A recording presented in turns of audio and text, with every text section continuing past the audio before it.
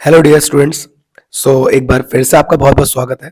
आज हम सॉल्व करेंगे सेक्शन डी और सेक्शन ई को। ओके, सेक्शन डी में हमारे 4 क्वेश्चंस होंगे, सभी 5 5 मार्क्स के होंगे। ठीक है, और कुछ चॉइस होंगी। तो हम क्वेश्चन करते हैं स्टार्ट। ओके, इससे पहले आपको 2 पार्ट बना के दे दिए मैंने। आपको अगर कोई भी पार्ट में प्रॉब्लम हो तो प्लीज कमेंट्स में उसके बताइए। ओके, स्टार्ट करते हैं। 32 क्वेश्चन में देखिए क्या लिखा है। पहले मैं क्वेश्चन पढ़ता हूँ, फिर उसके बाद आंसर करेंगे। Amita buys some book for rupees 1920. If she had bought 4 more books for the same amount, each book would cost her 24 less. How many books she did buy? Okay. What was the initial price of the book? अब यहां कहा क्या गया है मैं इसको समझा देता हूं। इसमें लिखा हुआ है अमिता कुछ बुक खरीदती है जिनका टोटल प्राइस है 1920। अगर वो 4 एक्स्ट्रा बुक लेती है इसी अमाउंट में तो उसको हर बुक का कॉस्ट 24 कम पड़ेगा। अब उसने कितनी बुक खरीदी, मतलब कितनी बुक्स खरीदी और हर सबका प्राइस कितना कितना होगा, मतलब एक बुक का प्राइस कितना होगा वो बताना है। तो देखिए यहाँ पर आपको पहले पता नहीं है कितनी बुक्स हैं, तो आप स्टार्टिंग में ही बुक्स को मान लेंगे कोई वेरिएबल। तो लेट नंबर ऑफ बुक्स हमने अज्यूम कर लिया कितने, एक्स। ओके, अब हमें क्वेश्चन के अकॉर्डिंग बोल रखा है कि जो हमारी टोटल एक्स बुक है उनका जो कॉस्ट है वो लिख देते हैं 1920। ओके, ये टोटल बुक्स हैं जो एक्स उनका कॉस्ट है। अब कभी भी कभी ज्यादा आपको वैल्यू दे रखी हो ना तो हमेशा एक की वैल्यू निकाला करिए। जैसे अगर एक्स बुक की बात कर रखी है तो हम यहाँ पे एक बुक की कॉस्ट निकाल लेंगे। ओके, अब एक बुक की कॉस्ट कैसे निकलेगी, अगर हम टोटल कॉस्ट में से नंबर ऑफ बुक्स को डिवाइड कर दें तो हमें एक बुक का कॉस्ट आ जाएगा। ओके, ये बात आपको पता होगी। ओके, अब हम कंडीशन पे जाते हैं। यहाँ पे लिखा था if she bought 4 more books. अगर वो 4 एक्स्ट्रा बुक खरीदती है, पहले एक्स थी अब 4 और खरीद ली सेम अमाउंट में, सेम अमाउंट मतलब यही 1920, तो उसको 24 रुपीज कम पड़ते हैं हर बुक के, वो हम आगे देखेंगे। अब पहले यहाँ पे भी एक बुक के अकॉर्डिंग कॉस्ट निकाल लेते हैं। ठीक है, तो आप हमेशा स्टार्टिंग में एक बुक के अकॉर्डिंग कॉस्ट निकाल लेना। अब ये कितना आ जाएगा हमारा 1920 divide by total number of books जो कि x+4 हो जाएंगी 4 एक्स्ट्रा आने के बाद। अब कंडीशन पे आते हैं। कंडीशन देखिए, आप ऐसे कंडीशन लिखेंगे आपको गलत नहीं होगा। अब आपसे क्या कहा है, जो अब बुक खरीदी है हमारी 1920 अपॉन x+4, ठीक है, उसकी जो कॉस्ट होगी एक बुक के अकॉर्डिंग कंडीशन है वो क्या होगी, पहले जो बुक खरीदी थी 1920 अपॉन एक्स उससे 24 कम हो जाएगी। ओके, लेस का मतलब होता है कम, मोर बोलेगा तो प्लस। तो कंडीशन में यही बोला था, जो 1920 अपॉन x+4 है न्यू टाइम पे जो हमें बुक ली है वो पुराने वाले टाइम से 24 रुपीज कम हो जाएगी। तो बस इसके बाद अब आपको क्या करना है, वेरिएबल जो है x+4 उसको x वाले के पास लेके जाना है और जो नंबर इसको इधर ले आना है, बिकॉज माइनस साइन यहाँ आके प्लस हो जाएगा। तो 24 इधर लाए प्लस हो जाएगा, सामने कितना है 1920 अपॉन एक्स, ये प्लस था उधर जाके हो जाएगा माइनस का। ओके, इस तरीके से देखिए आपको काफी बड़ा नंबर मिल रहा है यहाँ पे, तो आप क्या करेंगे यहाँ पे कॉमन ले लीजिएगा। कॉमन किसको, 1920 को मैंने कॉमन ले लिया, अंदर क्या बचा 1 बिकॉज इसको आपने बाहर निकाल लिया अपॉन में एक्स, माइनस यहाँ भी 1 बचा अपॉन में x+4। ओके, यहाँ पे आप सॉल्व कर लेंगे। यहाँ पे सॉल्व करने में 24 से ये कैंसिल हो जा रहा है, 24 बन जाए 24 और यहाँ पे 24 से हम इसको सॉल्व करते हैं तो ये जाएगा हमारा 8 टाइम्स। ओके, तो चेक कर लीजिए आप, 8 4 32, 8 2 16 प्लस 3 192। ओके, और आगे 0 है तो 0 भी लग जाएगा, तो 80 टाइम्स हमारा ये क्या हुआ, कट हुआ। ओके, तो यहाँ पे मैंने इसको 80 टाइम्स कट कर दिया। अब यहाँ हुआ हमारा 1, सामने है 80 upon 1 upon x minus 1 upon x+4। Okay, इससे क्या होगा, आपकी इक्वेशन थोड़ा सिंप्लीफाई हो जाएगी। अब एलसीएम ले लेते हैं। 80 ब्रैकेट में एलसीएम कैसे लेंगे हम, यहाँ पर x है तो x+4 से नीचे और x+4 से ऊपर मल्टीप्लाई कर देंगे तो x+4 ही आ जाना है। यहाँ पर x+4 है तो x से नीचे और x से ऊपर मल्टीप्लाई कर देंगे। ओके, तो अब यहाँ आ चुका है आपका x और x+4, बिकॉज आपने ऊपर और नीचे मल्टीप्लाई किया तो ये एलसीएम बन चुका है। ओके, अब प्लस एक्स और माइनस एक्स कैंसिल हो गया, यह हुआ आपका 4 अपॉन एक्स एंड x+4। 4। ठीक है, अब डिवाइड से जो है हमारा ये पार्ट कहाँ आ जाएगा, मल्टीप्लाई में, किसके पास, 1 के पास। तो 1 के पास आ चुका है x एंड x प्लस 4, और 80 की 4 से मल्टीप्लाई कर देंगे, 8 4 ज़ा 32। ओके, यहाँ सॉल्व करते हैं तो x इंटू एक्स हो जाएगा x square plus 4x, plus का 320 इधर आके क्या हो जाएगा, माइनस का 320। Now you got a quadratic equation. अब क्वाड्रेटिक इक्वेशन सॉल्व करने के लिए आप क्या करेंगे, आप इसको फैक्टर से भी कर सकते हैं। अगर आप फैक्टर बनाएंगे तो 320 आपको मल्टीप्लाई करके लाना है और ऐड और सब्ट्रैक्ट करके 4 बनाना है। ठीक है, तो मैं इसको देख लेता हूँ। 2 1 ज़ा 2 6 ज़ा 0, 2 8 ज़ा 0, नेक्स्ट 2 4 ज़ा 2 20 ज़ा 2 10 ज़ा 2 5 ज़ा एंड 5 1 ज़ा। ओके, अब यहाँ देखते हैं, पेयर बना लेते हैं। 2 2 ज़ा 4, 2 ज़ा 8, 2 ज़ा 16, 5 2 ज़ा 10, 2 ज़ा 20।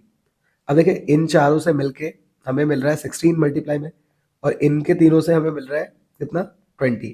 और 20 में से अगर हम 16 को माइनस करें तो हमें कितना मिलेगा, 4। ठीक है, अगर मैं 20 को प्लस कर लूँ और 16 को माइनस करूँ तो प्लस माइनस हमें क्या दे देगा, प्लस का 4, बिकॉज यहाँ साइन प्लस का है।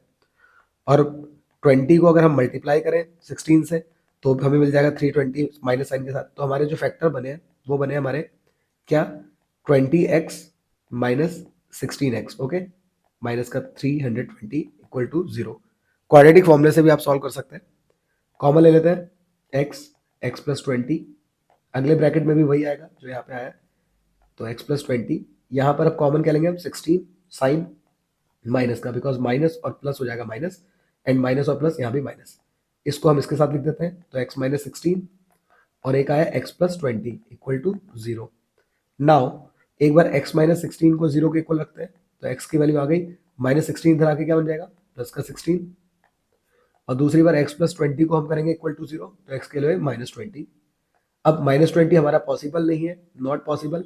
तो आपका जो नंबर ऑफ बुक्स आई है वो कितनी आ गई, 16 आ चुकी है। ओके, नाउ हमें निकाला था कॉस्ट ऑफ ईच बुक, तो कॉस्ट ऑफ ईच बुक कैसे निकलेगा, टोटल कॉस्ट कितनी थी, 1920। ओके, डिवाइड बाई कितनी बुक्स आ गई, 16। ठीक है, ऊपर जो कंडीशन आई थी ना, टोटल बुक्स, जो उनकी टोटल कॉस्ट है उसको हमने नंबर ऑफ बुक्स से डिवाइड कर देना है। तो कट कर देते हैं, कट कर दीजिएगा। तो 2 से कट किया, 2 8 ज़ा 16, 2 से कट किया 2 9 ज़ा 1 बचा, 2 6 ज़ा, फिर 8 की टेबल पड़ी, 8 1 ज़ा 8, 8 2 ज़ा। तो हर बुक की जो कॉस्ट है, आगे जीरो भी चल रहा है, जीरो को ध्यान रखना है। ठीक है, तो ये हर बुक की कॉस्ट कितनी आ गई, 120 रुपीज। ओके, आई होप ये क्लियर होगा। क्वेश्चन का बी पार्ट, इसमें क्या लिखा है, अ train travels at a certain average speed for a distance 132 kilometer and then travels a distance of 140 kilometer at an average speed of 4 kilometer per hour more than the initial speed. If it takes 4 hours to complete the whole journey, what was the initial average speed? Determine the time taken by the train to cover the distance separately. Okay, अब दोनों का अलग अलग time बताना है हमें बाद में। तो सबसे पहले क्या क्या रखा है, एक ट्रेन है जो एक सर्टेन स्पीड से चल रही थी, 132 किलोमीटर की डिस्टेंस ट्रेवल करती है। उसके बाद वो 140 किलोमीटर की डिस्टेंस ट्रेवल करती है, जो पहले स्पीड थी उससे 4 kilometre per hour more speed से। अगर इसको पूरी जर्नी को करने में 4 घंटे लगते हैं तो हमें उसकी इनिशियल एवरेज स्पीड बतानी है और डिटरमाइन करना है कि कितना टाइम लगा। ठीक है, इन डिस्टेंस मतलब इन डिस्टेंसेस को कवर करने में सेपरेटली। ओके, तो अब कैसे सॉल्व करेंगे देखिए। तो यहां पर है, पहले हम मान लेंगे लेट द एवरेज स्पीड, हमने एवरेज स्पीड को क्या मान लिया, x kilometre per hour. Okay, now पहली वाली कंडीशन को देखिए, पहली वाली हमें पता है स्पीड इक्वल टू क्या होता है, डिस्टेंस अपॉन टाइम। ओके, और टाइम अगर यहां चला जाए तो टाइम इक्वल टू क्या हो जाएगा, डिस्टेंस अपॉन स्पीड। तो अगर हम पहले वाले टाइम को देखें t1, इसको मैं t1 बोल देता हूँ, t1 नाम दे देता हूँ। तो डिस्टेंस कितनी थी पहली वाली, 132, और हमने उसकी स्पीड क्या मानी थी, x। ओके, सेकेंड कंडीशन देखते हैं, उसको हम मानते हैं t2। ओके, वो कितना किलोमीटर जा रही है, 140 किलोमीटर, और उसकी जो हमारी स्पीड है वो क्या है, पिछली वाली स्पीड से 4 किलोमीटर पर आवर मोर। तो 4 किलोमीटर पर आवर मोर का मतलब क्या है, जो पहले स्पीड थी x, सेकंड केस में वही स्पीड क्या हो जाएगी, x प्लस 4। अगर हमने x लिया है, x से 4 ज्यादा तो ये हो जाएगी। ओके, देखिए नाउ अब टोटल जो हमें टाइम लगा है, टोटल टाइम मतलब जो t1 और t2 इन दोनों को जो जर्नियां हुई है, इनको मिलाकर जो टाइम लग रहा है वो कितना लग रहा है, 4 घंटे लग रहा है। ओके, तो बस अब यहाँ पुट कर देते हैं वैल्यू। तो पहली थी 132 अपॉन एक्स, टाइम को ओपन कर लिया, प्लस दूसरा वाला था 140 upon x plus 4 equal to 4। Okay, अगर इक्वेशन किसी नंबर से कैंसिल हो तो उसको कट कर दीजिए। जैसे यहाँ पर सारे ही नंबर 4 से कैंसिल हो सकते हैं, तो मैं इसको डिवाइड कर देता हूँ, डिवाइड बाय 4। ओके, इससे क्या होगा, आपका आंसर थोड़ा जल्दी आएगा और सिंप्लीफाई हो जाएगी इक्वेशन। थोड़ा सा सोच लीजिएगा, ठीक है। अब 4 से कट करते हैं, 4 3 ज़ा 12 बचा 1, 4 3 ज़ा 12, 33 टाइम्स कट गया। यहाँ पे भी 4 4 3 ज़ा 12 बचे 2, 4 5 ज़ा, और यहाँ 4 1 ज़ा। तो यहाँ पर आया आपका 33 upon x plus 35 upon x plus 4 equal to 1। Okay, now अब हम क्या करेंगे, एलसीएम लेंगे। एलसीएम कैसे लेंगे, यहां पर x है तो x प्लस 4 से नीचे और x प्लस 4 से ऊपर मल्टीप्लाई कर देंगे। यहाँ x प्लस 4 है तो x से नीचे और x से ऊपर मल्टीप्लाई कर देंगे। तो मल्टीप्लाई कर देते हैं, 33 की x से मल्टीप्लाई कराई तो ये हो गया 33x, प्लस 33 की 4 से कराई तो ये हो जाएगा हमारा कितना, 33 की अभी हमने 4 से ही कट किया था तो 132 ही आ जाएगा, प्लस 35x, और अपॉन में एलसीएम बन चुका है x and x plus 4, equal में कितना है 1। सॉल्व करते हैं, यहाँ पे देखिए इसमें क्या है, 33x और 35x को हम ऐड करेंगे तो ये जाएगा तुम्हारा कितना, 68x।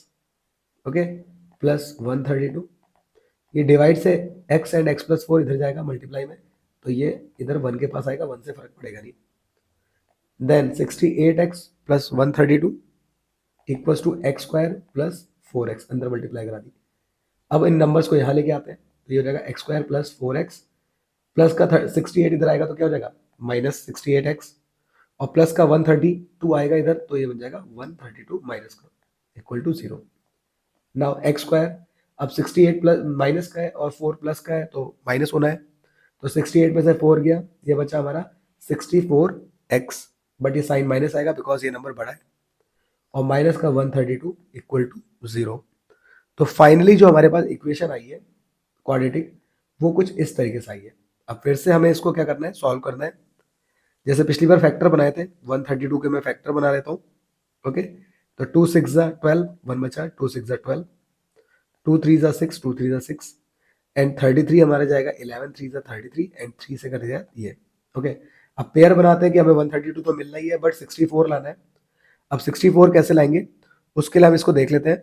ओके, पेयर बनाने में हम इसको ध्यान से इसको करेंगे। देखिए अब यहाँ पर अगर मैं देखूँ, 11 2 ज़ा 22, ओके, और 22 की अगर हम 3 से मल्टीप्लाई करा दें इन दोनों की, एक इन तीनों की, तो ये कितना हो जाएगा 22 इंटू 3 कितना हो गया 66।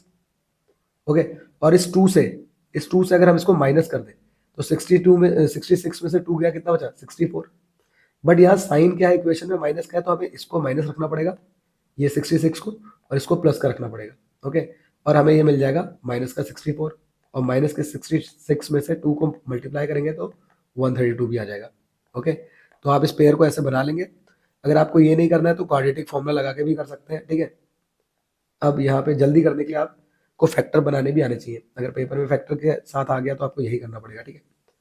तो ये हो जाएगा 66x माइनस प्लस का 2x, ठीक है, माइनस 132 इक्वल टू 0। कॉमन ले लेते हैं x, अंदर बचा x माइनस 66। ओके, क्योंकि x की x से मल्टीप्लाई ये मिल जाएगा और इसकी इससे हुई तो ये मिल जाएगा। नेक्स्ट ब्रैकेट में भी वही आएगा, यहाँ पे कॉमन लेंगे 2। अब ये x को इसके साथ लिख देंगे x प्लस 2, और next x minus 66 equal to 0। अब x प्लस 2 को इक्वल टू 0 रखते हैं तो x की वैल्यू कितनी आ गई -2, जो कि नॉट पॉसिबल है बिकॉज स्पीड हमारी नेगेटिव नहीं होगी।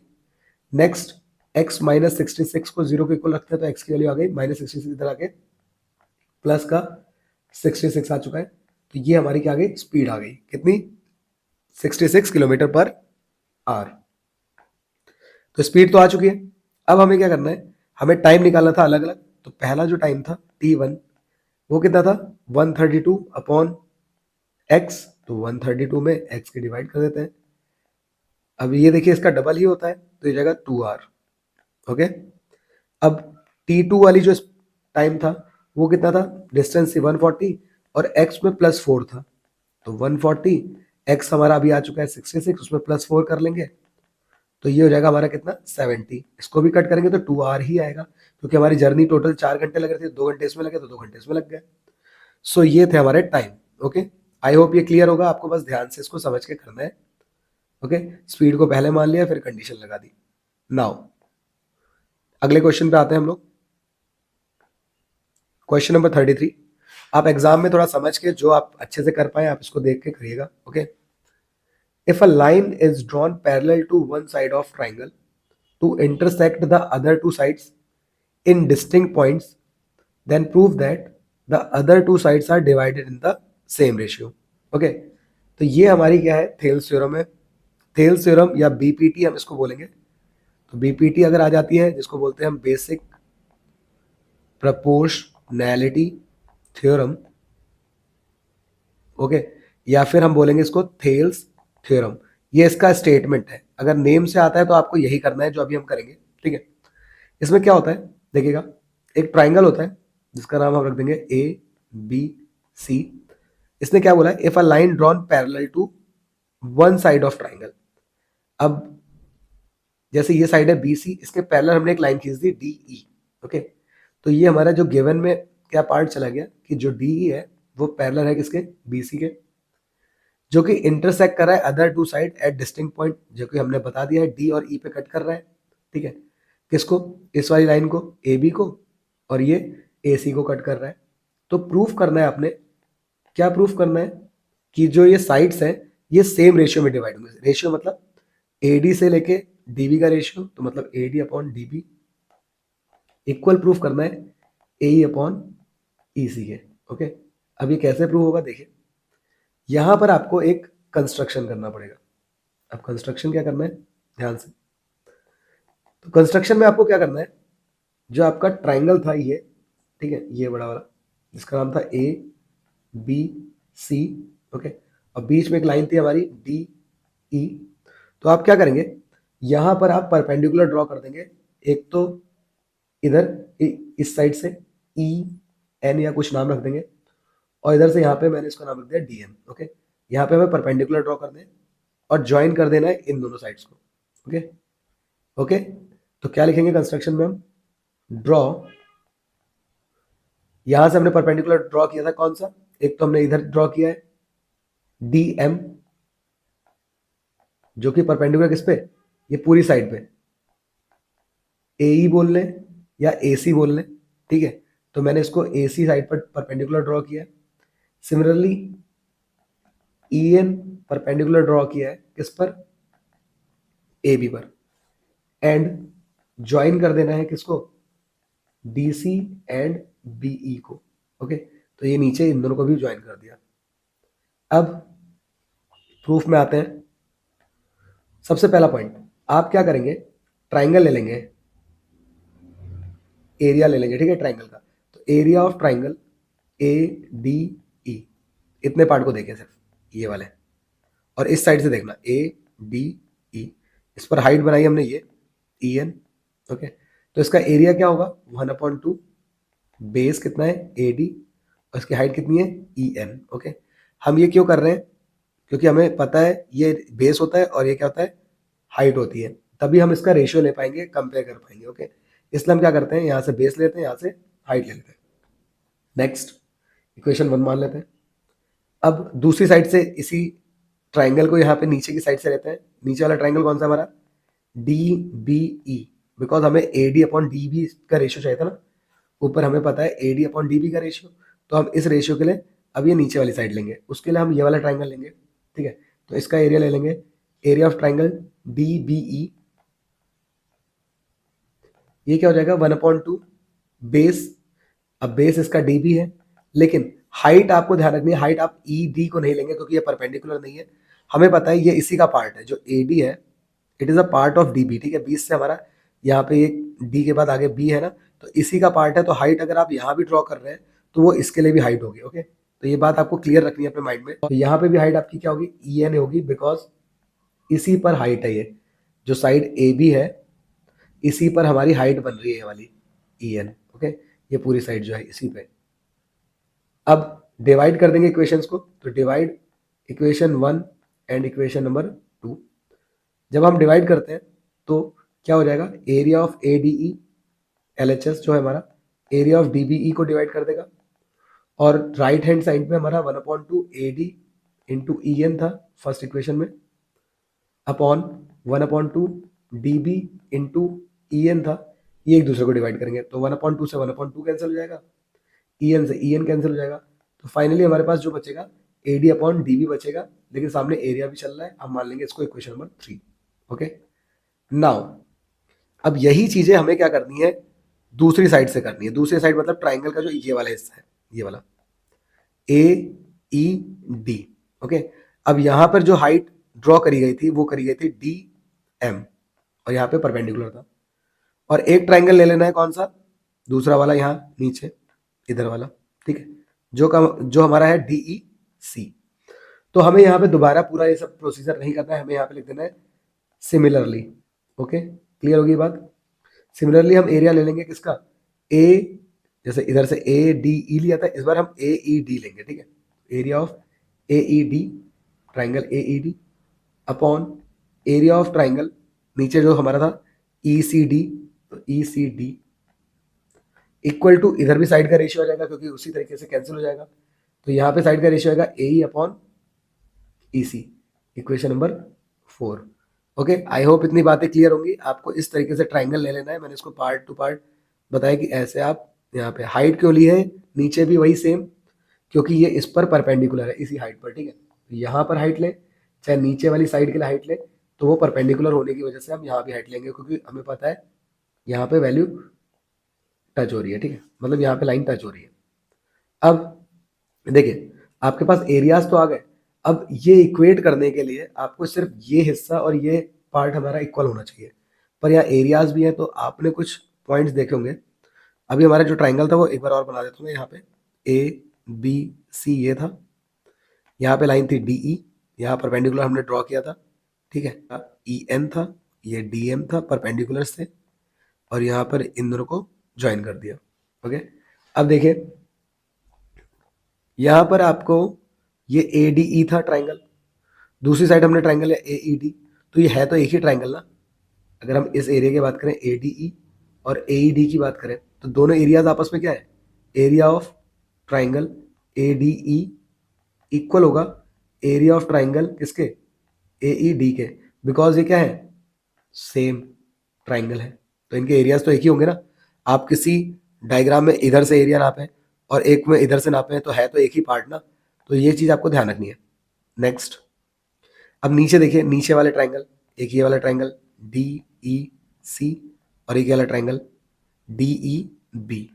अब इन दोनों ट्राइंगल में क्या है, इनके एरियाज भी आपस में इक्वल होंगे, किसके किसके, डी बी ई के और किसके, ई सी डी के, ओके। अब ई सी डी और इसके एरिया बराबर क्यों हुए, इसका रीजन क्या है, आपको पता होगा, आपने 9th क्लास में थ्योरम पढ़ी होगी। दो पैरेलल, क्योंकि हमने अभी बताया कि डी ई और बी सी पैरेलल है, दो पैरेलल के बीच में अगर हमारे ट्राइंगल बन रहे हैं, ओके, और एक ही बेस पे लाई कर रहे हैं, जैसे ये डी ई बेस है, इसी पर आपका ये वाला ट्राइंगल भी बन रहा है डी ई सी, और इसी बेस पर आपका ये वाला ट्राइंगल भी बन रहा है, और ठीक है, और दोनों पैरेलल के बीच में आ रहा है, तो इनके एरियाज क्या होते हैं, इक्वल होते हैं। तो आप बता देंगे लाई ऑन सेम बेस, कौन सा, डीई, डी अप्लाई कर रहा है, एंड बिटवीन सेम पैरेलल, एक ही पैरेलल पर भी लाई कर रहा है, जो कि हमारे हैं डीई पैरेलल बीसी। तो इस वजह से ये हमारा एरिया क्या हो जाएगा, इक्वल हो जाएगा, ओके। तो हमने इनको इक्वेशन मान लिया। अब हम इनको कंपेयर कर लेते हैं। अगर हम इन सबको एक साथ कंपेयर करें, किसको किसको, फ्रॉम इक्वेशन 3 4 5 एंड 6, ठीक है, 3 में हमारा ये वाला पार्ट था, 4 में ये पार्ट था, क्योंकि इनको तो इक्वली रखना है, और 5 और 6 को और ले रहे हैं हम साथ में, तो ये एरियाज क्या हो जाएंगे, कैंसिल हो जाएंगे एक जैसा होने की वजह से। ओके, तो ये एरिया इसको कट कर देगा और नीचे वाला एरिया इसको कट कर देगा, तो फाइनली हमारे जो टर्म आएंगे वो कौन कौन इक्वल हो जाएंगे, तो ये हो जाएगा हमारा A D upon D B equal to A upon E C. ये हो जाएगी हमारी थेल्स थ्योरम प्रूफ। ओके, तो ये थी थेल्स थ्योरम, जिसमें आपको इतना करना पड़ेगा, उसके बाद इसको सॉल्व कर देंगे। अगर इसकी आप प्रैक्टिस कर लें और इस वीडियो को एक बार और ढंग से देख लें, समझ लें, तो आपको यही चीज़ करनी है, थेल्स थ्योरम या बीपीटी आ जाती है तो, या स्टेटमेंट भी आ जाता है तो। ओके, अब नेक्स्ट क्वेश्चन को देखते हैं। अगर आपको कोई पॉइंट क्लियर नहीं हो तो प्लीज़ मुझे बता दीजिएगा, मैं दोबारा भी इसको समझा दूंगा किसी और वीडियो में। ओके, लेकिन आप प्लीज़ बताइए और सपोर्ट कीजिए। देखिए question number 34, in this question क्या दिया है, the perimeter of sector O S C B of circle centred at O and the radius 24 is 73.12। आपको पेरीमीटर दे रखा है इस सेक्टर, जो ये वाला एरिया है, ओके, ये वाले का कितना 73.12 सेंटीमीटर। आपको फाइंड करना है एक तो एंगल ए ओ बी यहाँ पे लिखा है, और दूसरे में area of minor segment A C B. अब माइनर सेगमेंट कौन होता है, ये आर्क और कॉर्ड से जो बाउंडेड रीजन होता है वो सेगमेंट होता है, और छोटा है तो इसलिए माइनर बोलेंगे। ओके, तो इसका एरिया बताना है, पाई की वैल्यू 3.14 लेनी है और √3 की वैल्यू 1.73 लेनी है। ओके, तो करते हैं इसको। देखिए नाउ, अब पेरीमीटर जो होता है हमारा, perimeter of sector O A C B, वो दे रखा है हमको क्वेश्चन में, कितना 73.12। अब पेरीमीटर क्या होता है हमारा, ये क्या होता है, ये वाला पार्ट है तो पेरीमीटर होती है आउटर लेंथ, तो ये आर रेडियस दे रखा है और ये आर्क है, इनको मिला के पेरीमीटर बनता है। तो क्या है, एक रेडियस इधर वाला, एक रेडियस ये, प्लस आर्क लेंथ। ओके, यहाँ पे आर्क लेंथ है, इसको मिला के पेरीमीटर बन रहा है, जो कि है 73.12। अभी हो जाएगा आर प्लस आर, हो गया हमारा कितना 2r, प्लस आर्क लेंथ का formula theta upon 360 2 pi r equal to 733.12। Value रख लेते हैं। देखिए 2 इंटू आर की वैल्यू कितनी रखी है 24, क्वेश्चन में यहाँ पे दे रखा है रेडियस, प्लस थीटा नहीं पता, 2 की वैल्यू, और पाई की वैल्यू हमारी है 3.14, आर है 24 और सामने चल रहा है 73.12। ओके, तो ये हो गया हमारा 48। यहाँ पर कुछ कैंसिल हो सकता है तो करते हैं, 2 से कट जाएगा, 2 1 जा 2, 8 जा 16 0, फिर 2 से कट जाएगा, 2 1 जा 2, 2 जा, और यहाँ पे 2 9 जा, फिर 2 से कटेगा 2 6 जा, 2 4 जा, 2 5 जा, 3 से कटेगा 3 2 जा, 3 1 जा, 3 5 जा। ओके, और इसके बाद इतना हम इसको कैंसिल कर लेते हैं, तो यहाँ बचा कितना थीटा अपॉन 15 इंटू 3.14 इंटू 2, और सामने है 73.12। ओके, इतनी बात क्लियर होगी। 48 नंबर के पास जाएगा, तो थीटा अपॉन 15 इंटू 3.14 इंटू 2, 73.12 के पास ही गया, माइनस का हो जाएगा बिकॉज प्लस था, दोनों को माइनस करते हैं, तो 73.12 में से 48 को माइनस करेंगे तो ये हो जाएगा हमारा कितना, ये हो जाएगा 5, और यहाँ बचेगा 6, तो यहाँ बचेगा 2, 25.12। ओके, तो ये बचा 25.12। नाउ यहाँ से थीटा अपॉन 15 इंटू 3.14 था इंटू 2 था, कैलकुलेशन आप समझिएगा। ओके, इसी का बहुत बड़ा रोल है, अगर कैलकुलेशन में कहीं भी मिस्टेक हो गई तो सब गलत हो जाएगा। 15 ऊपर मल्टीप्लाइज में चला जाएगा डिवाइड से, और जो 3.14 था इंटू 2 वो नीचे आ गया। ओके, पॉइंट यहाँ कैंसिल कर देते हैं, सेम प्लेस पे 2 से कट करते हैं, 2 1 जा, 2 2 जा, ये 1 बच गया, 2 5 जा, फिर से 1 बच गया, 2 6 जा, फिर 2 से कट करते हैं, 2 1 जा, 2 5 जा, और 2 7 जा, यहाँ पे 2 6 जा, 2 2 जा, 1 बचा, 2 8 जा। तो ये हमारा कैंसिल हो रहा है कितने टाइम्स, 4 टाइम्स। तो यहाँ पे मैंने इसको कट कर दिया था 157, इसको कितने टाइम्स कट किया, 4 टाइम्स कट किया। अब फाइनली हमारे पास बचा है 4 और 15, एंड 4 इंटू 15 की मल्टीप्लाई कितना होता है 60। थीटा की वैल्यू कितनी आ गई 60 आ चुकी है, और थीटा ही हमारा कौन सा एंगल है ए ओ बी। ओके, थीटा को मैंने यही बोला था। तो AOB की वैल्यू आ चुकी है तुम्हारी कितनी, ये, ठीक है। नाउ ये हो चुका है, नेक्स्ट पार्ट करते हैं। नेक्स्ट पार्ट में हमें क्या निकालना है, माइनर सेगमेंट का एरिया। अब माइनर सेगमेंट इसको बोलते हैं, ये कैसे निकलेगा, सेक्टर के एरिया में से ट्राइंगल के एरिया को क्या कर दें, माइनस कर दें, ठीक है। तो एरिया ऑफ माइनर सेगमेंट कैसे निकलेगा, एरिया ऑफ सेक्टर माइनर वाला minus area of triangle, okay. अब सेक्टर का एरिया कितना है हमारा, ये हमारा निकलेगा theta upon 360 pi r square से, ठीक है। और ट्राइंगल का एरिया क्या होगा, पहले हम ट्राइंगल बता देते हैं। देखिए एंगल कितना है 60। अब आपको पता है रेडियस इक्वल होते हैं, अब रेडियस इक्वल होते तो अपोजिट एंगल भी इक्वल होंगे। तो अगर हमारा कभी भी 60 एंगल आ जाए सेक्टर में, तो वो हमेशा, जब भी थीटा 60 होगा तो हमेशा जो ट्राइंगल बनेगा, ट्राइंगल वो इक्विलेटरल ट्राइंगल बनेगा, ओके। ये बात आपको ध्यान रखनी है, डायरेक्टली भी पता होना चाहिए। और नहीं पता तो कैसे आया, तो पता होना चाहिए, एंगल सम प्रॉपर्टी लगाएंगे, एंगल बराबर 60 प्लस एक्स, जब आप 60 प्लस एक्स इक्वल टू 180 रखेंगे, तो इसको जब सॉल्व करेंगे, ठीक है, तो ये 120 आएगा, और जब इसको कट करेंगे तो कितना जाएगा 60। तो सारे एंगल अगर 60 आ चुके हैं, तो ये कौन सा एंगल ट्राइंगल बन जाएगा, इक्विलेटरल ट्राइंगल बन जाएगा। तो यहाँ पर जो ट्राइंगल बनेगा वो इक्विलेटरल ट्राइंगल बनेगा, ध्यान रखना। तो उसका फॉर्मूला हो जाएगा √3/4 साइड स्क्वायर। इसीलिए क्वेश्चन में √3 की वैल्यू दी है, थोड़ा सा ध्यान से करिएगा, ओके। अब थीटा की वैल्यू अभी हमने निकाली थी 60/360, पाई की वैल्यू रखनी है 3.14, आर की वैल्यू है 24, स्क्वायर है तो 2 बार, √3 की वैल्यू 1.73, और ए भी हमारा क्या है, साइड ही है, तो 24 इंटू 24, ओके। कट कर देते हैं, 6 6 36, 6 से कट गया है, 6 4 24, ओके। आप इसके बाद इसको पॉइंट हटा लेंगे, 2 0 भी बढ़ा सकते हैं, फिर इसको कट कर देते हैं 4 से, 4 2 8, 2 बचे, 4 5 ओके। फाइनली आपके पास बचता है 314 इंटू 24 अपॉन 25, और आगे यहाँ पे सॉल्व करते हैं 4 से, 4 6 फिर यहाँ पे भी 1.73 था, पॉइंट हटाया, 2 0 बढ़ाए, 2 से काट लीजिएगा, 2 50 2 3 फिर 2 से इसको कट गया, 2 12 और 2 25 तो यहाँ पर भी जो नंबर बचते हैं वो बचे हैं 173 इंटू 3 इंटू 12 अपॉन 25, ओके। अब इन दोनों को मल्टीप्लाई करना है और साथ साथ इसको सॉल्व भी करना है, तो हम यहाँ पे एलसीएम ले लेते हैं 25। अब 314 को 24 से मल्टीप्लाई करते हैं, तो 4 4 16, 4 1 4 प्लस 1 5, 4 3 12, 4 2 8, 2 1 2, 2 3 6 6, ये हो जाएगा 13, 2 2 4 एक 5, ये हो जाएगा 7, तो 7 5 3 6, ओके।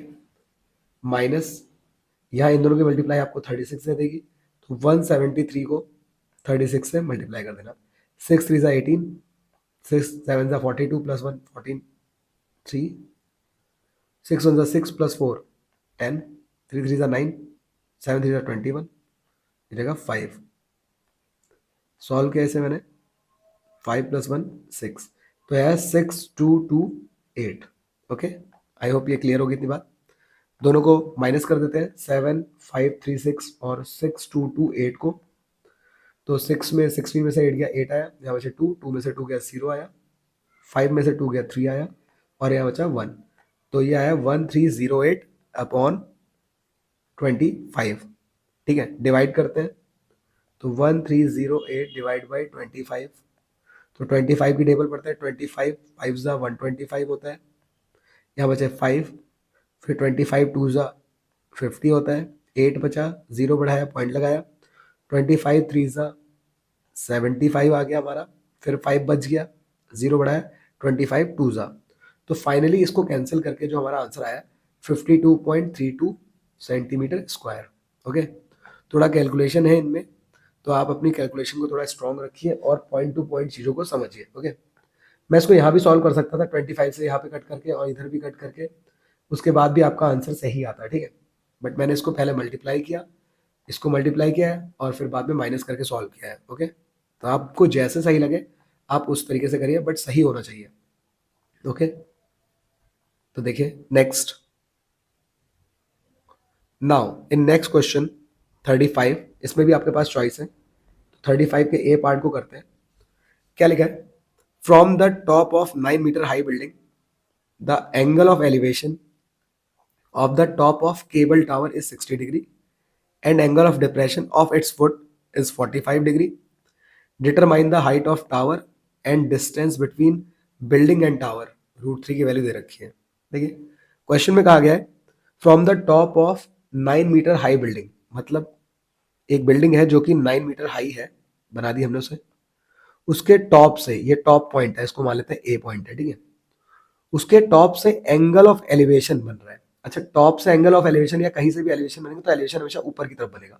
ओके, किस पर बन रहा है? टॉप ऑफ केबल टावर, मतलब एक टावर है उसके टॉप पर एलिवेशन बन रहा है। ओके, तो हम क्या करेंगे, एक टावर भी बना देंगे जो कि थोड़ा इससे बड़ा बनाएंगे, क्योंकि इसके टॉप से उसके टॉप पे एलिवेशन बन रहा है तो एलिवेशन हमेशा ऊपर की तरफ बनेगा। तो मतलब कॉमन सी बात है कि जो टावर का टॉप होगा वो और ऊपर होगा, मतलब उसको हमें और बड़ा बनाना पड़ेगा, तो हम इसको पॉइंट बी मान लेंगे। ओके, नाउ अब आपसे क्या रखा है, एंड ये कितना बन रहा है, ये यहाँ पे हम बना देते हैं 60 डिग्री। ओके, आपको एक इमेजिनरी लाइन खींचनी पड़ेगी अगर आपको कोई height they the. And angle of depression of its foot, and depression बन रहा है इसके ही फुट पे। इट्स फुट मतलब टावर के फुट पे, ये टावर है, ठीक है, और ये हमारी बिल्डिंग है। ओके, तो इसके फुट पर डिप्रेशन बन रहा है इसी पॉइंट से, तो डिप्रेशन हमेशा नीचे की तरफ बनेगा, और यही लाइन हमारी इमेजिनरी लाइन जो हो जाएगी हॉरिजॉन्टल लाइन, इसको ले लेंगे। यहाँ पे कितने का एंगल बन रहा है? 45 डिग्री। कितना बन रहा है? 45 डिग्री। ओके, दिस, नाउ हमें फाइंड करना है height of tower and distance between building and tower. अब टावर ये था और बिल्डिंग ये थी, तो हम इनके डिस्टेंस फाइंड कर लेंगे, इसको कुछ मान लेते हैं x। ओके, और हाइट ऑफ टावर निकालने के लिए आपको पता है पैरेलल लाइंस इक्वल होती है, तो जितना ये होगा 9, ये हिस्सा भी उतना ही होगा 9। इतना पार्ट और बदल जाए, इतने को कुछ मान लेते हैं, स्मॉल एच मान लेते हैं, ठीक है। तो हमें फाइनली अगर 9 प्लस एच हम सॉल्व कर देंगे तो हमारी टोटल हाइट बन जाएगी। ओके, अब नेम रख देते हैं, ये ए था, ये बी था, ये सी बोल दिया, इसको डी बोल दिया, इसको ई बोल दिया। ओके, अब देखें यहाँ पर सबसे पहले ये x है तो ये पार्ट भी x ही होगा, पैरेलल लाइंस इक्वल होती हैं, तो हम ट्राइंगल ले लेते हैं और सॉल्व करते हैं। पहले मैंने यहाँ ट्राइंगल ले लिया, ट्राइंगल पहला वाला ऊपर A B C, in triangle A B C. Okay, ध्यान से देख लीजिएगा, इस वाले ट्राइंगल की मैं बात कर रहा हूँ, ऊपर वाले। तो ट्राइंगल ए बी सी में सामने परपेंडिकुलर होता है और नीचे बेस होता है, तो हम पता है 10 का रेशियो होता है 10। एंगल कितना था? 60 डिग्री। परपेंडिकुलर कितना है? h, और बेस हमने बोला था x, क्योंकि पैरेलल लाइन उधर भी पैरेलल में ही जाएगी, तो x हो गया। 10 60 की वैल्यू थी √3, ये हो जाएगा h अपॉन एक्स, एक्स यहाँ जाएगा तो ये हो जाएगा √3x equal to h, equation number 1। Okay, √3 की वैल्यू बोल रखी है बट हम उसे बाद में रखेंगे। अब आ जाते हैं नीचे वाले ट्राइंगल पे। अच्छा, यहाँ पर अगर 45 बन रहा है नीचे, तो हमें पता है यहाँ पर भी कितना एंगल बनेगा? 45, बिकॉज ये अल्टरनेट एंगल होते हैं। ओके, तो यहाँ पर अगर आपका 45 बन रहा है इस जगह पे, तो आप इसको अल्टरनेट प्रॉपर्टी से यहाँ पे ले आएंगे और ये हो जाएगा हमारा अल्टरनेट एंगल। नाउ अब आप कौन सा ट्राइंगल लेंगे? अब आप ट्राइंगल ले लीजिए ये वाला ए ई डी, ये ए ई डी। ओके, यहाँ एंगल कितना आ गया अल्टरनेट से? 45। सामने लेंथ कितनी है? 9। ओके, और बेस हमारा कितना है? x। तो अब यहाँ पे लिख लेते हैं इन ट्राइंगल ए ई डी, वही 10, एंगल के लिए 45, सामने 9 अपॉन x। अब 10 45 की वैल्यू होती है 1, x यहाँ जाएगा तो x की वैल्यू आ जाएगी 9 मीटर। ओके, इक्वेशन मान लेते हैं इसको 2। अब दोनों इक्वेशन आ चुकी हैं, हमें वैल्यू निकालनी थी किसकी? हाइट ऑफ टावर की। अभी बताया था मैंने हाइट ऑफ टावर कैसे बनेगा, जब ये डिस्टेंस, ये वाली डिस्टेंस जो हमारी है 9 में प्लस h कर देंगे, ठीक है। तो 9 प्लस h अगर हम करेंगे तो हमें क्या मिल जाएगी? हाइट मिल जाएगी। तो 9 तो थी। ओके, अब h की वैल्यू क्या है हमारी? √3x, √3x। अब 9 प्लस √3, x की वैल्यू आ चुकी है 9। देखिए कॉमन क्या है दोनों में, 9 कॉमन है, अंदर बचेगा 1 प्लस √3 मीटर। तो ये हमारा आंसर हो जाता, लेकिन यहाँ √3 की वैल्यू दी है तो हम इसको रख लेंगे। 1 प्लस √3 की वैल्यू कितनी है, 1.732। ऐड करते हैं तो ये हो जाएगा 2.732, मल्टीप्लाई कर देंगे तो आ जाएगा हमारा 9 2 ज़ा 18, ठीक है, 9 3 ज़ा 27 प्लस 1 28, 9 7 ज़ा 63 प्लस 2 65, 6 कैरी, 9 2 ज़ा 18 प्लस 6 24, ओके। और पॉइंट हमारा कहाँ लगा है, यहाँ पे। तो 24.588 हमारी क्या आ गई, हाइट आ चुकी है किसकी, टावर की, ओके, मीटर में। डिस्टेंस बोली थी तो डिस्टेंस हम ऑलरेडी निकाल चुके हैं ऊपर, एक्स जिसकी वैल्यू कितनी आ चुकी थी, 9 मीटर, ओके। आई होप ये क्लियर होगा, ये डिस्टेंस थी, बिकॉज डिस्टेंस हमने यही तो मानी थी। बस हम यहाँ पे क्या कर रहे थे, हम यहाँ पे वैल्यू निकाल रहे थे पूरी हाइट की। Now move to the next question. आप इसको दोबारा देख लीजिएगा अगर आपको कहीं पे भी कोई डाउट हो। As observe from the top of 75 metre high lighthouse from the sea level, the angle of depression of two ships are 30 degree and 45 degree. If one ship is exactly behind the other on the same side of the lighthouse, find the distance between the two ships. √3 की value फिर से यहाँ पे 1.732 लेनी है आपने, ठीक है। चलिए देखते हैं यहाँ पे। तो as observe from the 75 metre high lighthouse, एक 75 मीटर हाई लाइट हाउस है। तो अब क्या हुआ, that angle of depression of two ships, अब यहाँ पे दो शिप है। If one ship is exactly behind the other, मतलब एक शिप ऐसे है मान लो, दूसरा शिप उसी के एग्जैक्टली बिहाइंड है, ओके, उसी के पीछे है, तो हमने एक ही साइड हमने उसको बना दिया। अगर वो अपोजिट बोलेगा तो आपको दूसरी साइड बनाना पड़ेगा, वो क्वेश्चन आप पढ़ लीजिएगा, ठीक है। Find the distance between the two ship, आपको इन दोनों के बीच की डिस्टेंस बतानी है, ठीक है। और डिप्रेशन क्या बनता है, ऊपर से नीचे की तरफ बनता है, तो पहले वाले शिप पे एक बनेगा डिप्रेशन और एक दूसरे वाले पे बनेगा, ठीक है। अब डिप्रेशन के लिए आपको यहाँ पे हॉरिजॉन्टल लाइन होनी चाहिए, तो हॉरिजॉन्टल लाइन बना देंगे। तो पहले वाले शिप पे हमारा जो डिप्रेशन बनना है वो बन रहा है कितने डिग्री का, depression of the two ships is 30 degree and 45 degree, okay. अब यहाँ पर अगर आप कंफ्यूज रहते हैं कि आपको कौन से को कितना एंगल देना है या आपको नहीं पता, तो याद रखेगा जो एंगल पास वाला होगा वो हमेशा ज़्यादा होगा, ठीक है, ये वाला, और जो दूर वाला होगा हमेशा कम होगा। बट फिर भी आपको कॉन्सेप्ट के साथ साथ पता भी होना चाहिए। तो आप देखिए ये जो पहला वाला एंगल है ये वाला, ये हमारा 45 डिग्री हो जाएगा जो पास में शिप होगा, और जो दूर वाला होगा वो कितना होगा, 30 डिग्री होगा, ओके। अब मैंने उसी अल्टरनेट प्रॉपर्टी से पहले इसको नीचे लिख दिया, ओके। बस इस चीज़ को आपको ध्यान रखना है। तो ये हो जाएगा नाउ। अब ये डिस्टेंस हमको नहीं पता, इसको कुछ नेम दे देते हैं, ए नाम देते हैं, ए या कुछ भी रख देते हैं, ठीक है, या वाई रख लेते हैं, वाई, ठीक है। और हाइट हमें दे रखी है। तो अब हमें दो ट्राइंगल मिल चुके हैं। एक ट्राइंगल हमारा है ए बी सी, इसमें लगा देते हैं पाइथागोरस, एंगल वही 10, एंगल कितना है 45 छोटे वाले में, और परपेंडिकुलर कितना है 75, और बेस कितना है वाई, हमने इस वाले को वाई माना था ना ए बी सी में। अब 10 45 के लिए 1 होती है, 75 अपॉन वाई ये इधर जाएगा, तो वाई इक्वल टू 75 अपॉन 1 जो कि 75 ही दे देगा। अब बड़े वाले ट्राइंगल में लगा देते हैं।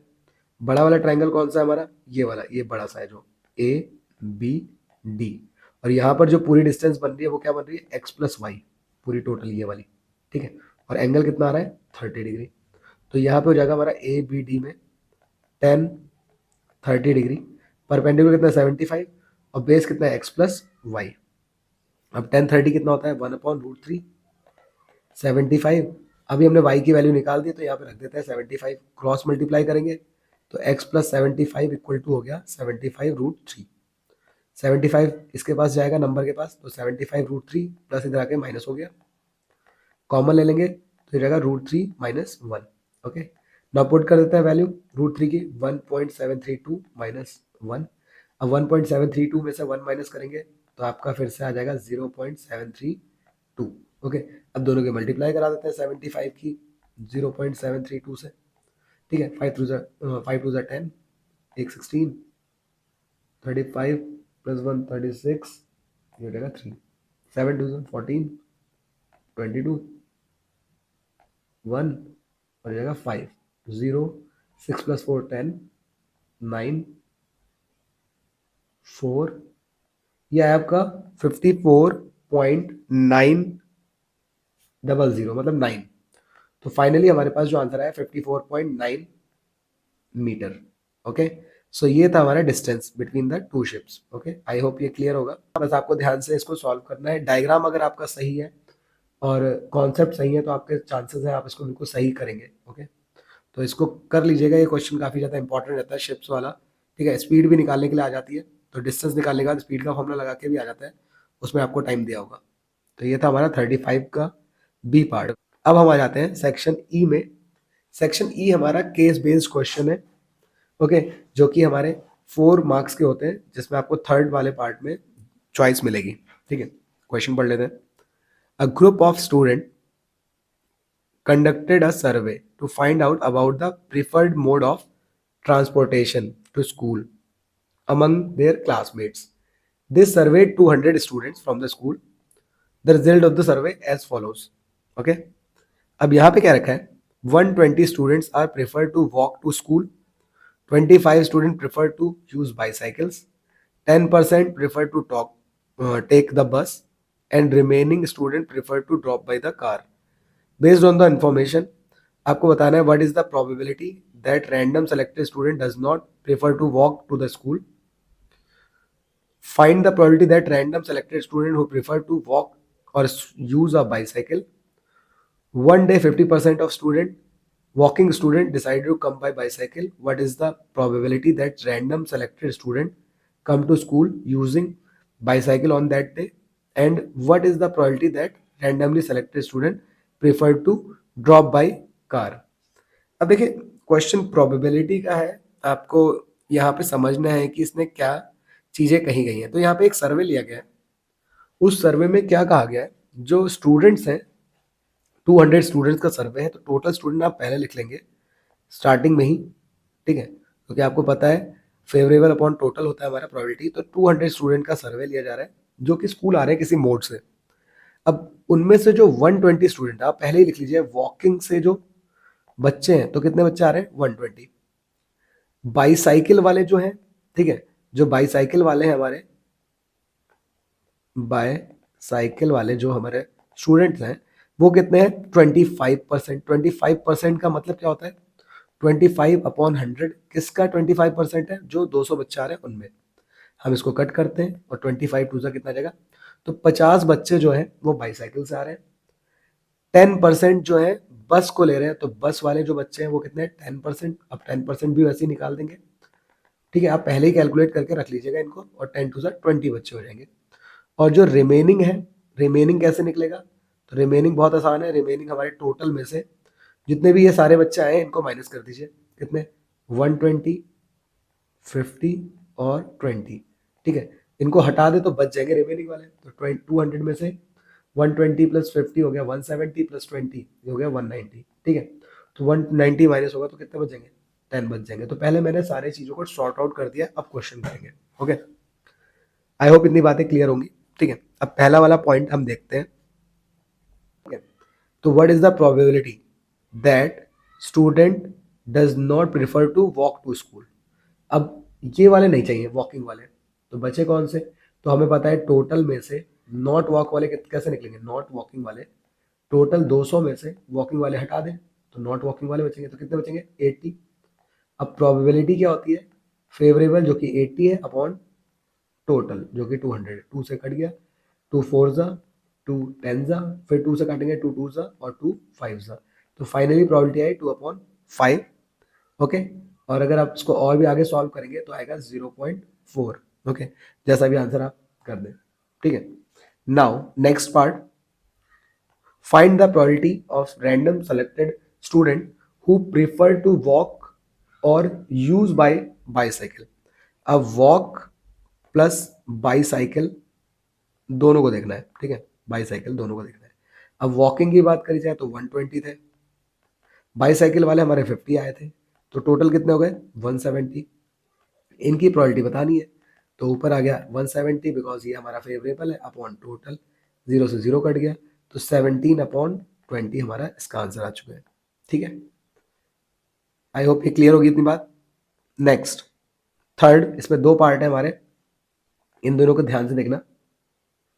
इस क्वेश्चन में कहा गया है one day 50% of walking student decided to come by bicycle, what is the probability that randomly selected student come to school using bicycle on that day। अब हुआ क्या, जो वॉकिंग स्टूडेंट थे, ठीक है, वॉकिंग स्टूडेंट कितने थे 120, उनमें से 50% बच्चों ने डिसाइड किया कि हम बाईसाइकिल से जाएंगे। अब इस 120 का 50% निकाल लेंगे हम, तो जब हमने इसका 50% निकाला तो कितना आ जाएगा, ये 60 आ जाएगा। तो 60 बच्चों ने ये डिसाइड कर लिया कि हम उस दिन बाईसाइकिल से जाएंगे, ठीक है। तो कितने बच्चे टोटल बाईसाइकिल से आ रहे हैं उसकी प्रोबेबिलिटी बतानी है। तो ऑलरेडी बाईसाइकिल से कितना आ रहा था क्वेश्चन के अकॉर्डिंग हम देखें तो ऑलरेडी 50 बच्चे थे, ओके। और अब ये 60 बच्चे और बाईसाइकिल से आ रहे हैं, तो 6 + 5 कितना हो गया 11, तो 110 हुआ। अब इसकी प्रोबेबिलिटी बतानी है, तो इसकी प्रोबेबिलिटी क्या हो जाएगी 110 अपॉन 200, कैंसिल किया तो ये आ गया 11/20, okay. What is the probability that randomly selected student preferred to be dropped by car? Okay, preferred to drop by car, remaining student आए थे, तो remaining student हम निकाल चुके थे। remaining जो हमारे स्टूडेंट थे, रिमेनिंग स्टूडेंट की बात करी जाए तो रिमेनिंग स्टूडेंट कितना आए थे 10, ओके। क्योंकि 200 में से हमने माइनस कर देते सारे के सारे, कौन कौन से, एक तो 120 जो वॉकिंग वाले थे हमारे, प्लस बाईसाइकिल वाले जो 50 थे, प्लस जो हमारे बस वाले थे कितने 20, इन सबको माइनस करेंगे तो हमारा कितना आ गया था 190, और जब 200 से 190 गया तो 10 बचे, और ये 10 किससे आ रहे थे, कार से आ रहे थे। तो कार वाले बच्चों की प्रोबेबिलिटी बतानी है, तो 10/200 कट किया तो ये आ गया 1/20, ओके। आई होप ये क्लियर होगा। तो ये था हमारा आंसर केस स्टडी के लिए। अब हम करते हैं नेक्स्ट क्वेश्चन को, okay. Okay, now question number 37। In this question, Radha is an aspiring landscape designer, is tasked with creating a visually captivating pool design that incorporates a unique arrangement of fountain. Okay, the challenges entails arranging the fountain in such a way that when water throws upward, it forms a shape like parabola. The graph such parabola is given below. Okay, अब राधा एक landscape designer है जिसको कुछ design तैयार, अब इन्होंने क्या किया, देखिए ये पैराबोला की फॉर्म में आप यहाँ डिजाइन में देख सकते हैं, ठीक है, यहाँ पे ये जिनमें से पानी निकल रही हूँ, ठीक है। तो ये कौन सा शेप है, ये शेप कहलाता है हमारा पैराबोला, जिसकी इक्वेशन एक क्वाड्रेटिक इक्वेशन होती है, ओके। अब इसका एक ग्राफ भी दे रखा है आपको यहाँ पर, ठीक है, ये ग्राफ आपको दे रखा है यहाँ पर इस तरीके से, और वाटर लेवल इसका थोड़ा नीचे है, ओके। तो आपको ध्यान रखना है कि यहाँ पे ये वाटर लेवल का एक रोल है, इसीलिए ये ऐसे दे रखा है। जब हम क्वेश्चन सॉल्व करेंगे तो इस पॉइंट पे हमें ध्यान रखना है, पेपर में भी इन छोटी छोटी चीज़ों को हमें ध्यान रखना है, ठीक है, काफ़ी इंपॉर्टेंट रहेगा ये। अब हमें क्या करना है, पहले वाले में the height of the each fountain rod above water level is 10 centimetre. अब जो हर फाउंटेन रॉड है जहाँ से पानी निकल रहा है, देखो पानी यहाँ से निकल रहा है, यहाँ ये इसके ऊपर से, तो हर फाउंटेन रॉड की जो हाइट है वो दे रखी है आपको 10 सेंटीमीटर, और यहाँ से पानी निकल रहा है इस तरीके से पैराबोला की फॉर्म में। तो नीचे क्या है, फाउंटेन रॉड है जिसकी हाइट दे रखी है आपको ये, और आगे पैराबोला है, ठीक है। और ये रिप्रेजेंट कर रखा है हमें किससे, पी एक्स एक इक्वेशन है equal to -x² + 5x - 4। Find the zeros of the polynomial p x. अब आपको जीरो फाइंड करने हैं। अब जीरो क्या होते हैं, देखिए जहां भी एक्स एक्सिस को लाइन कट करती है वो हमारे क्या होते हैं, जीरो होते हैं। अब अगर हम इस क्वेश्चन में देखो तो यहाँ पर देखिए एक जगह कर रहा है 1,0 और एक जगह कर रहा है यहाँ पे 4,0। तो एक्स एक्सिस पे जो हमारे पॉइंट होते हैं वो होता है हमारे x,0। तो यहाँ से जो हम x की वैल्यू ले लेंगे वही हमारे जीरो होंगे। तो 1,0 में जो x की वैल्यू है वो हमारी है 1, और दूसरे वाले में जो x की वैल्यू वो हमारी 4। तो हमारे जो जीरोज हो गए वो हो चुके हैं 1 और 4। अब डायरेक्टली यहाँ ग्राफ से बता सकते हैं, ठीक है। तो आप यहाँ पे x की वैल्यूज को चुन लेंगे और ये हमारा क्या हो जाएगा, जीरो हो जाएगा। Next, find the value of x eight which water attains the maximum height. अब देखिए मैक्सिमम हाइट कहाँ मिल रही है, अगर आप ग्राफ को देखें तो मैक्सिमम हाइट यहाँ पे इस पॉइंट पे, तो ये पॉइंट पर मैक्सिमम हाइट है। अब ये पॉइंट आ कहाँ रहा है, ये पॉइंट आ रहा है आपका बिटवीन 2 और 3, मतलब मिड में बिल्कुल, अगर ध्यान से देखा जाए तो बिल्कुल बीच में आ रहा है ग्राफ के अकॉर्डिंग अगर हम देखें तो मैक्सिमम हाइट कहाँ मिल रही है? बिल्कुल बीच में। तो हमें बताना था, तो ये लगभग कहाँ मिल रहा है? 2.5। तो मैक्सिमम हाइट कहाँ आ रही है? 2.5 मीटर पे। ओके, सेकंड आंसर आपको बस डायरेक्टली यहाँ से देख के बताना था। Third, if h is the maximum height attained by the water stream from the water level of the pool, then find the value of h. h की वैल्यू फाइंड करनी है। इक्वेशन हमारे पास क्या थी? वो थी हमारे पास -x² minus plus 5x minus 4। और मैक्सिमम हाइट कहाँ पे मिली थी? x की वैल्यू किस वैल्यू पे मिली थी? 2.5, जो अभी हम देख चुके हैं। तो हमें बस वैल्यू बतानी है कितनी आएगी, क्योंकि ये हमारी इक्वेशन दे रखी है, तो हम जहाँ पे x दिख रहा है वहाँ पे रख देंगे 2.5। ओके, तो 2.5 हमने वैल्यू रख दी है। अब 25 का स्क्वायर होता है 625, पॉइंट एक जगह लगा, तो यहाँ पे 2 के बाद लग जाएगा यहाँ प्लस 5 5 25, 5 2 10 प्लस 2 12, और यहाँ माइनस का 4। देखिए ये माइनस का और ये माइनस का नंबर आपस में ऐड हो जाएगा, तो -6 और -4 हो गया -10.25 प्लस 12.5। अब दोनों को सॉल्व कर देते हैं। 12.5 में से 10.25 को माइनस करते हैं, तो 5 हो गया, बचा यहाँ पे 4, ये हो गया 2, यहाँ पे भी 2, और यह 1 में से बन गया 0। तो आ गया 2.25 मीटर। ओके, अब ये तो वैल्यू आ गई हमारी किसकी? फाउंटेन के ऊपर कितना गया ये, ठीक है, मतलब इसकी मैक्सिमम हाइट की बात करी जाए तो यहाँ पे। अब देखिए एक्चुअल में हुआ क्या है कि ये नीचे भी एक वैल्यू है 10 सेंटीमीटर, आपसे बोल रखा है ना, ये आप वाटर लेवल को जरूर देखिएगा। वाटर लेवल से ऊपर, यहाँ पहले तो ऊपर यहाँ पे फाउंटेन लगा हुआ है, फिर यहाँ से पानी जा रहा है, तो यहाँ से जो पानी जा रहा है उससे नीचे जो हाइट है उसको भी आपको ऐड करना पड़ेगा। आप इसको आंसर नहीं करके आ जाएंगे। तो जो हाइट हमें बतानी थी मैक्सिमम वाली, वो कैसे आएगी? 10 सेंटीमीटर में हम 2.25 मीटर को ऐड कर देंगे। अब सेंटीमीटर और मीटर तो ऐड होगा नहीं, तो हम इस 10 सेंटीमीटर को चेंज कर लेंगे। तो 10 सेंटीमीटर को मीटर में चेंज करेंगे तो डिवाइड बाई 100 करेंगे, तो आएगा 0.10 मीटर, और 2.25 को मीटर को ऐड कर देंगे, तो 0 + 5 5, 2 + 1 3, ये हो गया 2.35 मीटर। तो ये था आपका फाइनल आंसर। आई होप इस बात को आप समझेंगे, ठीक है, ध्यान से करेंगे। नाउ बी पार्ट, और वाला part, at what point x axis the height of water level above x axis is 2 metre. किस पॉइंट पर x एक्सिस पर जो हाइट होगी वाटर लेवल की 2 मीटर होगी। अब x एक्सिस पर हमें बताना है हाइट 2 होगी। अगर हम यहाँ से देखें तो ये है हमारा 2 मीटर है। अब 2 मीटर क्या है, या तो यहाँ पे होगा या तो यहाँ होगा। अगर मैं ऐसे डायरेक्ट बनाऊँ तो यहाँ पे। अब ये 2 पॉइंट कहाँ आ रहे हैं? अगर नीचे देखा जाए यहाँ के अकॉर्डिंग, डायग्राम के अकॉर्डिंग, तो ये कहीं 2 पे आ रहा है और 3 पे आ रहा है, बट ये तो ग्राफ में दिख रहा है, हमें इसको बताना है तो ये कैसे आएगा, ठीक है।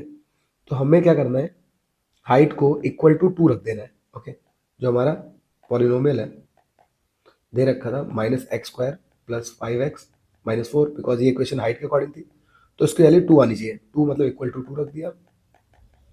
ओके, अब यहाँ पर -x² को इधर ले आते हैं, सिंप्लीफाई कर लेते हैं, प्लस हो जाएगा। इसको इधर लाएंगे तो ये माइनस हो जाएगा, और इसको इधर लेके आएंगे तो ये भी प्लस बन जाएगा, और 2 तो पहले से वहीं पे था, तो 2 को वहीं रख दिया इक्वल टू 0। ये हो गया x² - 5x + 6 = 0। ये क्वाड्रेटिक इक्वेशन मिली है, इसको सॉल्व कर लेते हैं। मल्टीप्लाई करके 6 लाना है, ऐड और सब्ट्रैक्ट करके 5 लाना है, ठीक है। तो 3 2 6 होता है, तो 3x और 2x बन चुका है, बट यहाँ माइनस साइन है तो दोनों को माइनस देना पड़ेगा, बिकॉज माइनस और माइनस ऐड हो जाएंगे और मल्टीप्लाई में प्लस हो जाएगा। x कॉमन हो गया, तो हो गया x - 3। नेक्स्ट ब्रैकेट में x - 3, अब यहाँ पे लेना पड़ेगा -2, इसको लिख देंगे 2 के साथ, और यहाँ x - 3 = 0 साथ में चलेगा। पहली बार x - 2 को इक्वल टू 0 रखा तो x की वैल्यू आ गई 2। दूसरी बार x - 3 को रखा तो x की वैल्यू आ गई 3। तो देखिए अभी हमने ग्राफ में भी देख लिया था कि यहाँ इस 2 पर और इस 3 पर, यहाँ देखिए वैल्यू बिल्कुल यहाँ पे आ रही है। यहाँ सॉल्व भी कर लिया है, तो हाइट बतानी थी कब इसकी x एक्सिस पे, मतलब पॉइंट्स बताने थे कब इसकी हाइट 2 मीटर होगी। ओके, ये थी हमारी नेक्स्ट केस स्टडी। अब इसके बाद लास्ट केस स्टडी पे आ जाते हैं हम लोग। देखिएगा लास्ट केस स्टडी में क्या है, Rinku was very happy to receive a fancy jumbo pencil from his best friend Rohan on his birthday. Pencil is basic writing tool, आपको बता रखा है, आप सभी जानते भी हैं। जब इसको शार्प करते हैं तो जो इसका कॉम्बिनेशन मिलके आता है वो एक सिलेंडर और एक कोन का होता है। मतलब एक सिलेंड्रिकल पार्ट आता है पेंसिल में, और शार्प करने के बाद ऊपर वाला हिस्सा कोनिकल हो जाता है, ठीक है। पिक्चर में भी दिखा रखा है। सिलेंड्रिकल पार्ट जो दे रखा है, ये head and common shape word by since ages, हमें सबको पता है कि ये सब स्टार्टिंग से चलता आ रहा है। अब ये वुड की भी बनी होती है, प्लास्टिक की बनी होती है, बट हमें प्रमोट करना चाहिए इको फ्रेंडली, जो हमारी इको फ्रेंडली मटेरियल उनका। ओके, तो ये सब बातें आपको पता ही है, जिससे हमारा एनवायरमेंट सेम हो, ठीक है। बट अब हम अपने क्वेश्चन पे आ जाते हैं। मेन डायमेंशंस जो है वो चाहिए थी हमें। तो यहाँ पे जो पेंसिल है उसकी डायमेंशन दे रखी है, length of cylindrical portion is 21। तो सिलेंड्रिकल पोर्शन की जो लेंथ है, जो कि उसकी हाइट कहलाएगी, वो है 21। डायमीटर दे रखा है बेस का 1 सेंटीमीटर, तो रेडियस हो जाएगा 1/2, मतलब 0.5 centimetre. Okay, then based on the above information, अच्छा कोनिकल पोर्शन भी दे रखा है आपको, जिसकी हाइट दे रखी है आपको कितनी, 1.2 सेंटीमीटर, एक इसकी हाइट दे रखी है। अब आपको इन्फॉर्मेशन के अकॉर्डिंग आंसर करना है। पहला, slant height of the sharp and part. अब शार्प किस पार्ट को करते हैं, ऊपर के हिस्से को, और वो कोनिकल शेप का हो जाता है। तो कोन की जो हाइट दे रखी है वो दे रखी थी आपको 1.2 सेंटीमीटर। रेडियस कॉमन ही है क्योंकि उसी का पार्ट है, तो ये हो जाएगा 0.5 सेंटीमीटर। और स्लैंट हाइट निकालनी है, स्लैंट हाइट होती है हमारी एल, ठीक है। एल कैसे निकलता है, एल स्क्वायर बराबर h square plus r square, यहाँ पाइथागोरस लग जाती है, ठीक है। तो इस तरीके से एच की वैल्यू 1.2 और 0.5 हमारी आर की वैल्यू हो गई। 12 का स्क्वायर होता है 144, पॉइंट यहाँ लग जाएगा। 0.5 का होता है 25 और पॉइंट यहाँ लग जाएगा 2 के बाद। ओके, स्क्वायर चल रहा है साइड से, इन दोनों को ऐड करेंगे 144 और 25 को, ये आता है 169, पॉइंट यहीं पे अपने प्लेस पे आ जाएगा। स्क्वायर हटेगा तो आएगा रूट। अब देखिए 169 आता है 13 का, फिर से ये एक प्लेस के बाद आ जाएगा, तो ये हमारा आंसर हो चुका है स्लैंट हाइट का। ओके, तो स्लैंट हाइट का फॉर्मूला लगाएंगे आप, इसकी हाइट को यूज करके इसको और रेडियस को यूज करके इसको सॉल्व कर लेंगे पाइथागोरस से। सेकंड पार्ट में, curved surface area of sharpened part in terms of pi, मतलब पाई की वैल्यू को आपको रखना नहीं है, पाई को पाई ही रखना है। अब शार्पेंड पार्ट जो होता है हमारा वो होता है कोन, ठीक है। तो कोन का हमें क्या चाहिए होगा, सी एस ए। ओके, क्योंकि शार्पेंड पार्ट ऊपर ऊपर होता है, तो यही वाला एरिया हम जा पा रहे हैं, तो हम इसका क्या निकालेंगे, सी एस ए, जो कि होता है पाई आर एल। ओके, तो बोला भी सी एस ही है, तो पाई आर की वैल्यू 0.5 और एल की वैल्यू अभी निकाली हमने 13।